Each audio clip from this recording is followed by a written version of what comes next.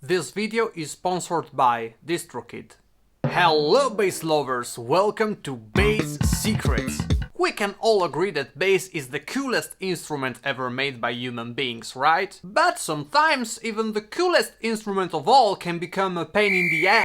Can become problematic for certain aspects. But luckily for you, my friends, after years of playing, I've learned a bunch of things that I hope can be helpful and could definitely improve your overall experience with bass. So be ready, cause today I'm going to show you the 5 forbidden secrets of bass hacking. Number 1. Slightly sharp tuning. What is the first thing you should do after you pick the instrument from its case? What? No, I'm not talking about trying to play your ultimate skills at maximum speed level. Let's be honest, we all do that.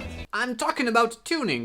What if I told you that the secret for a perfect tuning is a non-perfect tuning? Let me explain this because it's more simple than it sounds. While you're moving your machine heads and reach the perfect note, don't leave the tuning machine yet. Instead, slightly go up and then immediately come back to the perfect pitch of the note. This will help the string to stabilize its tension, and a more stable tuning will eventually translate into a better performing bass. Number 2. Place the strings on the headstock in the right way. We all have seen how much musicians can be creative. But if we are talking about the ways we can place the strings on our instruments, I have to say that placing strings has nothing to do with our creativity at all.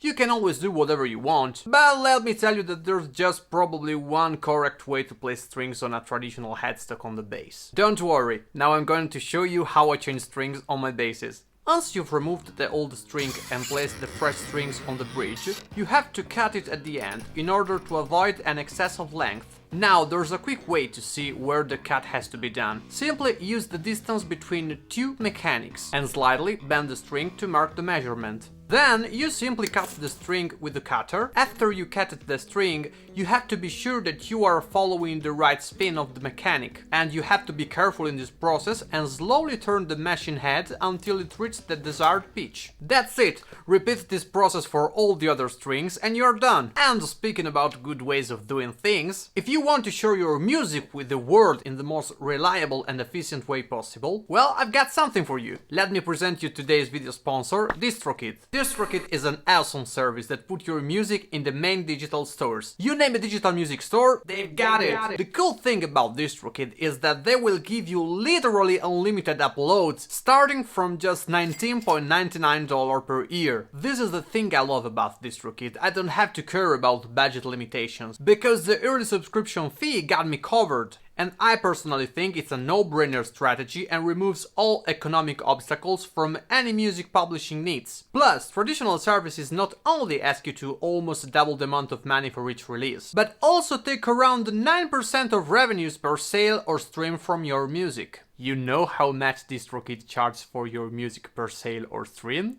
Nothing! Literally, after you pay the yearly subscription fee, you own the 100% revenues from the streams or downloads of your whole music. How cool is that? But I've got something even cooler. If you click on this link, you will get a 7% off discount from your first year. I will leave the link in the description below so you can check it out. I really want to thank distrokid for sponsoring this video, because at the moment I think their service is one of the best for independent artists like me. Now let's move on with our bass hacks. Hack number 3. Secure lock your cable. You can be the new Marcus Miller, but if your audio cable will split from your instrument, guess what? You will lose the magic power of electricity that gives power to your instrument. But what if I told you that there's a simple way to lock your cable without buying any fancy equipment? Look how simple it is. Just grab your cable, pass it one time around the bottom of your strap,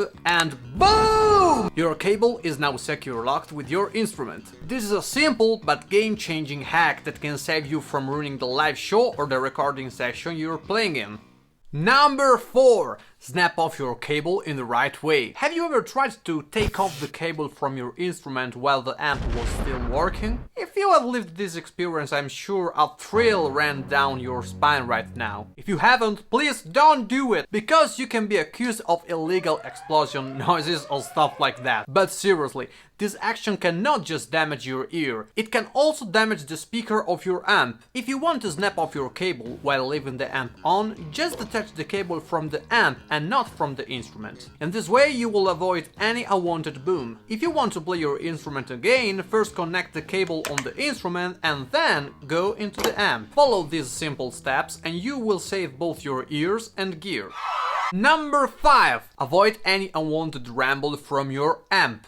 As bass players will always have a pretty important mission. We need to have the more defined sound possible in order to avoid blood loss for people who are listening. Sometimes our amp can be our best ally and worst enemy at the same time. As a physical extension of our instrument that literally resonates with the ambient we are playing in, our amplifier can be problematic if the surface of the floor is resonating too much. There are 3 main ways we can control this issue. We can cut the low frequencies from the EQ. Low frequencies has the longest wavelength and are the more boomy and rumbly frequencies of all. So if we see that the amp is resonating too much with the venue, try to reduce the amount of low end that comes from your amp. We can also raise the amp to detach the bottom surface from the floor, and using an amp support can be the most effective way to isolate the resonance and avoid rumble issues, especially in those little venues that can't really handle the power of low frequencies. And finally, we can change the inclination degree of the amp and raise the axis of the speaker.